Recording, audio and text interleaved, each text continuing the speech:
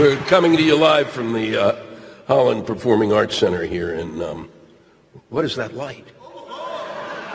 You know, that light just came up and it looks like you're, where are you going? I don't give a shit. No, it's okay. Fuck it. I don't care. You're going to miss the best part. This is the part where I give away thousands of dollars. Take care. Sorry about that. Seriously. Beat the rush.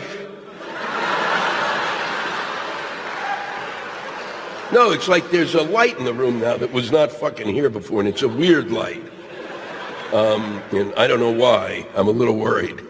And if you're not seeing the light, then I'm going to have to leave now. We're coming to you from the Holland Performing Arts Center in beautiful Omaha, Nebraska.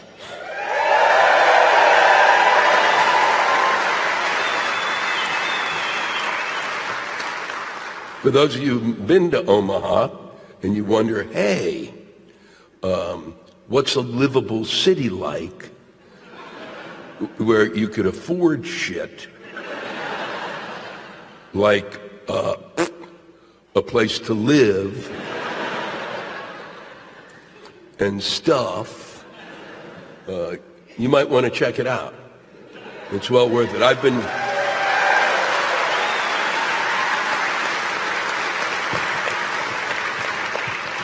been coming here for 20 years at least, minimally. I've had the joy of working at the Funny Bone here, which was formative. It was absolutely formative in terms of me building an audience here. Colleen, who's in charge of it, has done a great job. It has one of the two of the finest radio DJs in the morning that I work with, Todd and Tyler.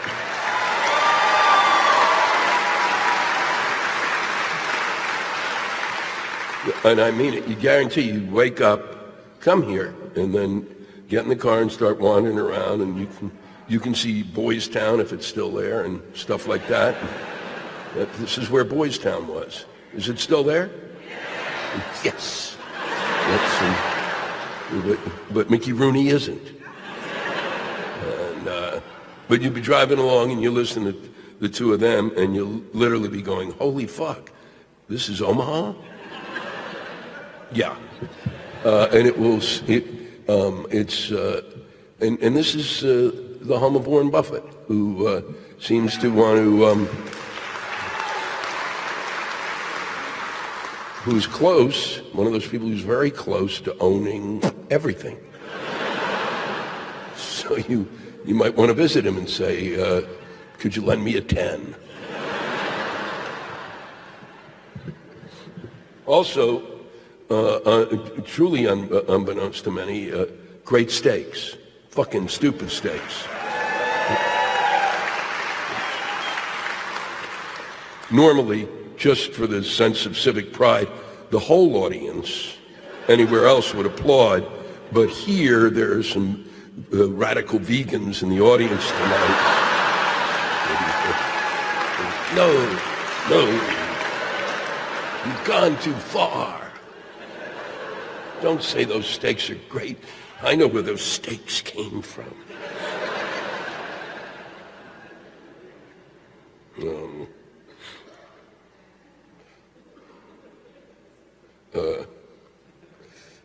Corn. Why the fuck is everything made from corn?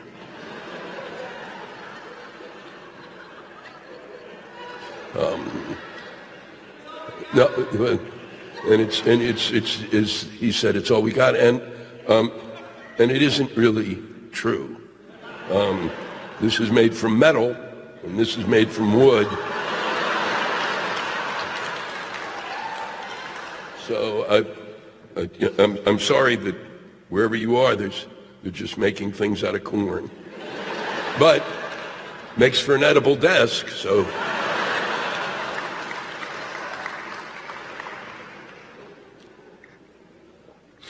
Come on, you fucker.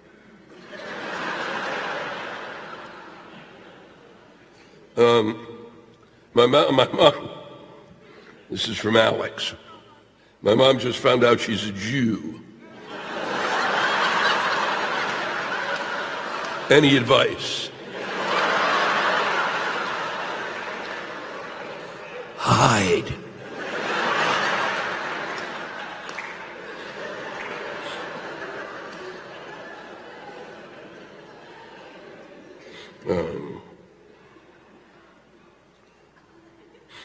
My buddy revealed to me tonight, this is from Dan, that he is fine if he died by an airplane falling on him, but just as long as he doesn't die by something that comes on tracks like a streetcar.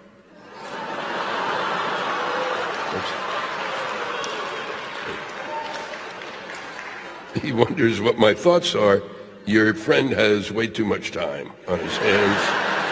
That is just one of the most fucked up. I have never, a plane, who the fuck, of all the ways that I've ever thought of dying, I've never thought, holy fuck, a plane will fall from the sky. Son of a bitch.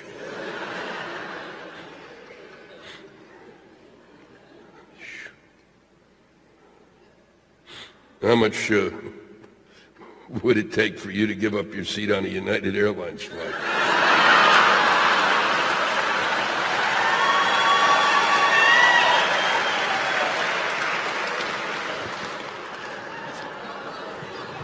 Wasn't that something?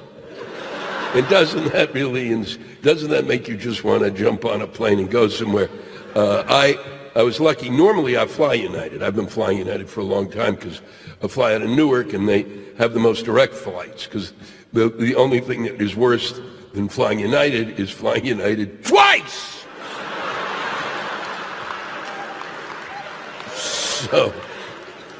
So I've been flying them forever. And what's interesting is when Continental and United merged, John will back me up on this, is that we were flying Continental all the time, and they had most of the direct flights, and they were great. And then they combined with United, and United was terrifying for a long time before.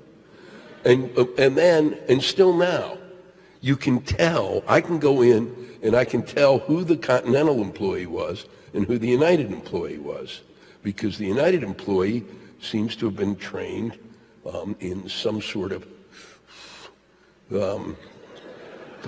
paramilitary organization. And they have an attitude like, what are you doing on my plane? Why are you online? What are you doing here? We'll be doing this today. You keep moving. God damn it, no. No, you can't take that bag on. You can't take that bag on. Yeah, but the bag fits. No, you can't. God damn it. Get on your knees. Beg me.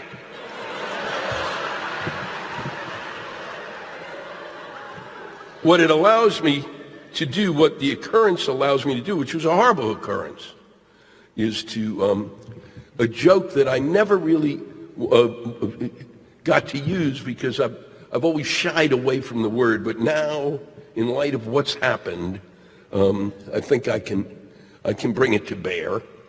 And that is when the thing that I thought when United and Continental joined and merged, I thought that they should call the new airline cunt.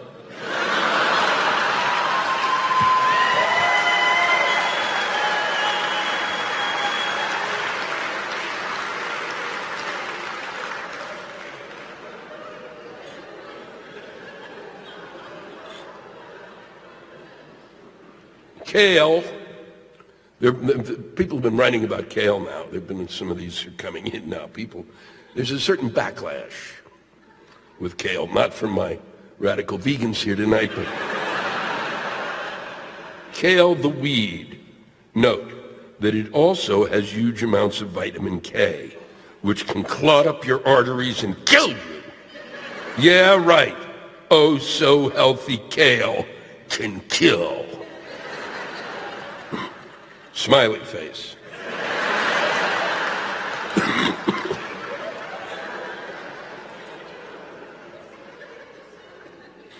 Here we go. Lou, welcome to Omaha. One of the hidden gems of our country. True. We have cheap houses, low unemployment, and great food.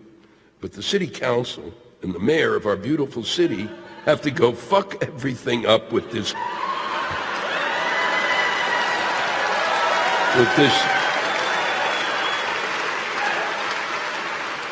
goddamn restaurant tax. How much is it? Almost nothing? 2.5%. Okay. So it's $2.50 on $100. So I will continue to read. I thought it must have been like this staggering. Don't you have Cougarans? At first they said it was only going to be in place for a year or two to bail our city out of the debt these fuckheads got us into. But no, it did not go away. Our current mayor ran on a campaign that her first act would be to get rid of the fucking restaurant tax. After 4 years, it's still here, asshole! And now she's up for re-election next month. Oh, shitballs. I cannot wait to see her name on the fucking ballot. You would think these fuckers would use the money to pay for the goddamn potholes in our beautiful city. But no, they use it for fucked up shit. I'm sorry if you went out to eat and had an Omaha steak and got that fucked up aftertaste in your mouth we call the restaurant tax.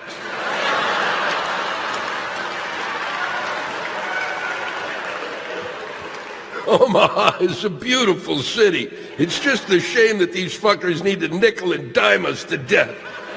Have a great time, and I hope you do not lose your bus in one of our crater-sized potholes.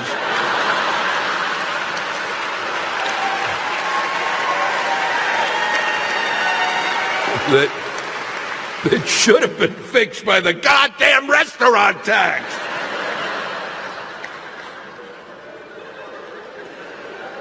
I love that. $2.50 on 100. Loves the city. This is such a great place.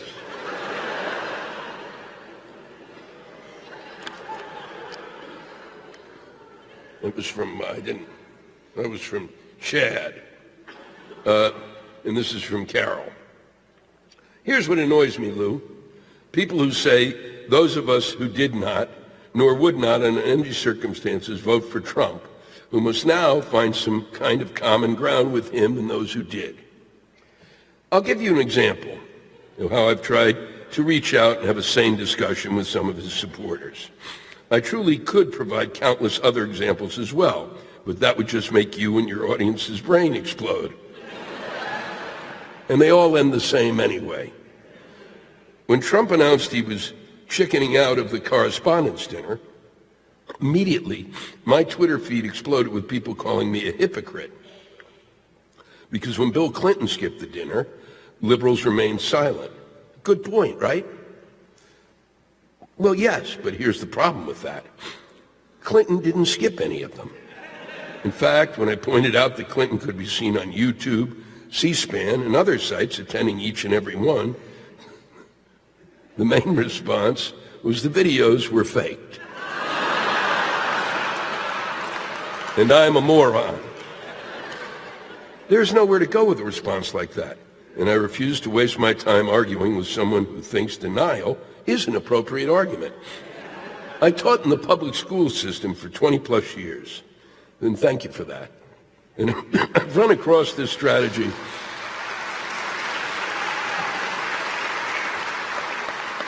And I've run across this strategy before. I'm not going to argue with these type of people any more than I'd argue with a kid in my classroom covered in sugar and steadfastly denying he ate the donuts for the parents' meeting scheduled for that evening.